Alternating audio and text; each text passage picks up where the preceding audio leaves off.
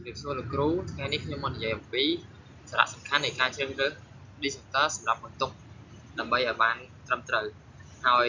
នេះគឺជាសមាជិកក្រុមរបស់ពួកយើងមានគឹមសុខលេង ផ្លោះចំណុចនិងហេមីងតុងនេះគឺជា content របស់ពួកយើងដែលទី1នេះយើងនិយាយអំពីប្រភេទរបស់ detection device ដូចជា MCB OCCB បន្ទាប់មកយើងចូល detail អំពី MCB និង MCCB ហើយបន្ទាប់ពី detail ពី MCB និង MCCB យើង detail អំពី OCCB បន្ទាប់មកយើងនិយាយអំពីការជ្រើសរើស disruptor សម្រាប់បន្ទុកនិងជ្រើសរើសខ្សែឲ្យត្រឹមត្រូវទៅតាមបន្ទុកដែលបានកំណត់និងបន្ទាប់មកយើងនិយាយអំពីសារៈសំខាន់នៃការជ្រើសរើស disruptor ឲ្យបានត្រឹមត្រូវនិងចុងក្រោយគឺជាការ conclusion របស់ពួកយើងនេះគឺជាប្រភេទរបស់ detection device ដែលយើងប្រើនៅក្នុងគេហដ្ឋានជាទូទៅមានដូចជា MCB, MCCB និង OCCB ចំពោះ MCB យើងប្រើដើម្បីការពារការកាត់មាន overload និង short circuit ហើយវាមាន thermal trip នៅក្នុង core របស់វាដើម្បីការពារ overload និងមានដែន magnetic សម្រាប់ trip នៅពេលដែល short circuit ជាមួយនឹង rate របស់ MCB វាមានចាប់ពី1 ampere ទៅកាន់125 ampere ហើយវា fix trip យើងអាច adjustable វាបានទេតែភាគច្រើនគឺប្រើប្រាស់នៅតាមគេហដ្ឋានឬក៏ office តែចំពោះ MCCB វិញគឺជា mode case circuit breaker ដែលប្រើប្រាស់ដើម្បីការពារ overload short circuit នៅទំហំធ្ងន់ដូចជាតាមសហគ្រាសឬក៏ក្រុមហ៊ុនធំៗដែរវាមាន mechanism ដូចជា MCB ដែរប៉ុន្តែវាមាន rate current ធំជាងនិងអាច adjustable ហើយមានhigher fault capacity ដែល rate current របស់វាចាប់ពី11 ampere ទៅកាន់1600 ampere ដែលវាអាច adjustable ហើយភាគច្រើនប្រើប្រាស់នៅក្នុងនៅតាម industrial សហគ្រាសធំៗចំពោះ OCCB មានឈ្មោះពេញថា residual current circuit breaker ប្រើប្រាស់វាដើម្បីការពារការលេចជ្រាបនៅចរន្តខ្សែដីហើយ electrocution ហើយវា detect ចរន្តខ្សែ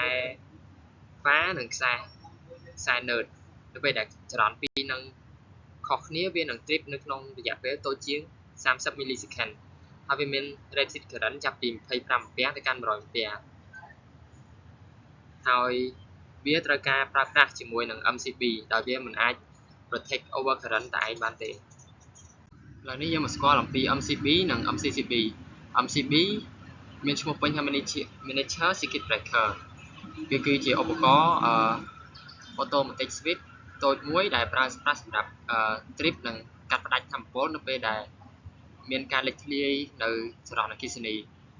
ហើយវាការពារចំពោះការលើសបន្ទុកនិង short circuit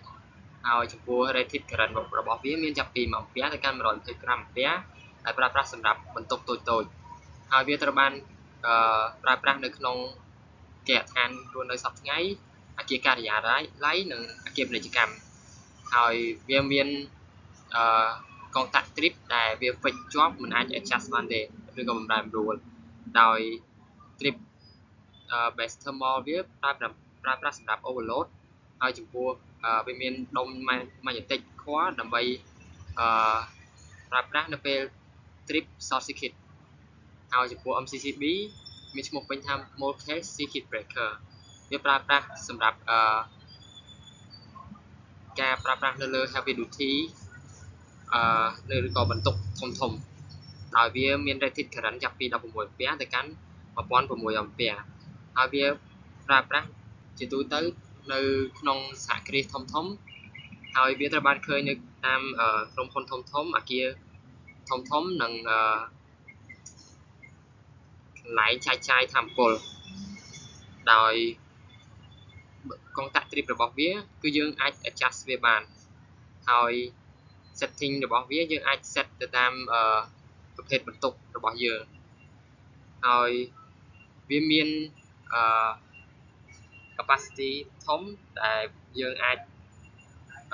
clear នៅ fault current ដោយសុវត្ថិភាពហើយចំពោះ mechanism របស់វាគឺវាធំជាង MCB ហើយវាធន់ជាង ហើយបន្ទាប់មកតើឧបករណ៍ទាំងពីរនេះដំណើរការយ៉ាងដូចម្ដេចចំពោះ MCB វិញ short circuit operation របស់វាដំណើរការនៅពេលដែលមានcurrent លេចធ្លាយទៅកាន់ electromagnetic coil របស់វា coil នោះនឹងធ្វើការ trip ដោយធ្វើការបង្កើតនៅ magnetic ដ៏ខ្លាំងភ្លាមហើយបន្ទាប់មក magnetic coil នោះវានឹងទាញប៊ូតុង trip ហើយបន្ធូរកុងតាក់mechanism របស់វាហើយកុងតាក់នឹងបានបើកនៅក្នុងរយៈពេលតិចជាង10 millisecond ហើយបន្ទាប់ពីកុងតាក់បើកវានឹងធ្វើការ trip ភ្លាមហើយចំពោះ trip របស់វាមាន3គុណ10 rated current depend ទៅកាន់ type របស់ដែលយើងឈូមាន type B C D curve ហើយចំពោះ MCCB វិញ short circuit operation របស់វាក៏យើងប្រើប្រាស់ electromagnetic trip ដើម្បី short circuit ហើយនៅពេលដែលមានចរន្តលេចជ្រាបធំណាមួយដែល magnetic នឹងទាញធ្វើឲ្យការ trip បានកាន់តែលឿនហើយវាមាន adjustable magnetic trip ដែលយើងអាចបំរែបំរួលវាបានមិនដូច MCB ទេដែលវាគឺនៅថេមិនអាចបំរែបំរួលបានទេហើយកុងតាក់វាគឺធំជាង MCB ដែលអាចគ្រប់គ្រងការកំហុសឆ្គងណាមួយនៅក្នុង higher capacity ឥឡូវនេះយើងមកស្គាល់ថាតើ RCCB ជាអ្វី RCCB គឺជាឧបករណ៍ protection device ដែលការពារការលេចជ្រាបចរន្តមកកាន់ដីហើយចំពោះ RCCB វាមិនមានមុខងារដើម្បីការពារនៅការ overload ឬក៏ short circuit ទេតែវាត្រូវបានគេដាក់ដំណើរការជាមួយនឹង MCB ហើយនិង MCCB ហើយឈ្មោះវាយ៉ាងទៀតវាអាចខលថា RCD ដែរដែលមានឈ្មោះវិញថា Residual Current Device ឬក៏ ELCB Earth Leakage Circuit Breaker ហើយតើ RCCB នេះដំណើរការយ៉ាងដូចម្ដេចចំពោះដំណើរការវាគឺវាធ្វើការប្រៀបធៀប current រវាងខ្សែវ៉ាជាមួយនឹងខ្សែ node ហើយ current ទាំងពីរហ្នឹងត្រូវតែស្មើគ្នាតែបើសិនជា current ណាមួយមិនស្មើគ្នាឬក៏លេចជ្រាបទៅកាន់កន្លែងណាមួយ RCCB នឹងធ្វើការ detect ទោះបីជា current នោះ small ត្រឹម10ឬទៅកាន់30 មីលីអាំពែក៏ដោយវានឹងធ្វើការ trip ភ្លាមតែម្ដងហើយរយៈពេលនៃការ trip របស់វាហ្នឹងគឺតិចជាង30 millisecond ដែលគឺវាលឿនគ្រប់គ្រាន់ក្នុងការពារនៅការកើតមាននៃអគ្គិភ័យនេះគឺជាតារាងនៃការជ្រើសរើសខ្សែឬនឹងទំហំ disjunction ចំពោះបន្ទប់ដោយចំពោះថាមពលធំជាង 6000 វ៉ាត់គឺយើងប្រើប្រាស់ខ្សែ 1.5 មីលីម៉ែត្រការ៉េខ្សែដី 1.5 និងទំហំ disjunction ប្រើប្រាស់ 6 អាំពែរីឯចំពោះថាមពលធំជាងចាប់ពី 600 ទៅកាន់ 1200 វ៉ាត់យើងប្រើប្រាស់ខ្សែ 1.5 មីលីម៉ែត្រការ៉េឬក៏ 2.5 មីលីម៉ែត្រការ៉េចំពោះខ្សែវ៉ាហើយចំពោះខ្សែដីយើងប្រើប្រាស់ទំហំ 2.5 មីលីម៉ែត្រការ៉េរីឯ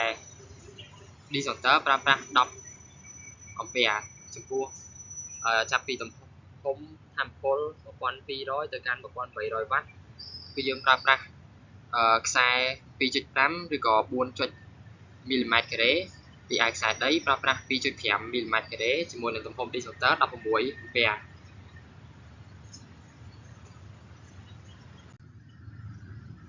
ហើយចូលមកកាន់ចំណុចនេះតើការជ្រើសរើស disjunction នោះហេតុអីបានជាវាមានសារៈសំខាន់ទី1គឺវាការពារនៅកំហុសដែលកើតចេញពីថាមពលអគ្គិសនីតែភាគច្រើនកំហុសដែលកើត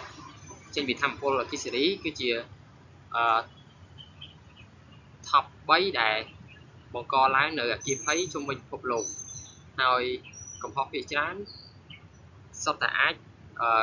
ការពារបានជាមួយនឹងការជ្រើសរើស disjunction ត្រឹមត្រូវហើយតើ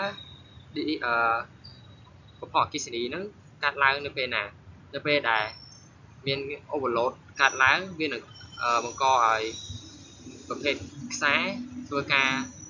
ក្តៅនឹងអាចមានការឆេះខ្សែនោះបង្កទៅជាអគ្គិភ័យហើយមួយទៀត short circuit គឺបង្កើតនៅកម្ដៅភ្លាមនៅក្នុង1 millisecond ដែលវាអាចបង្កើត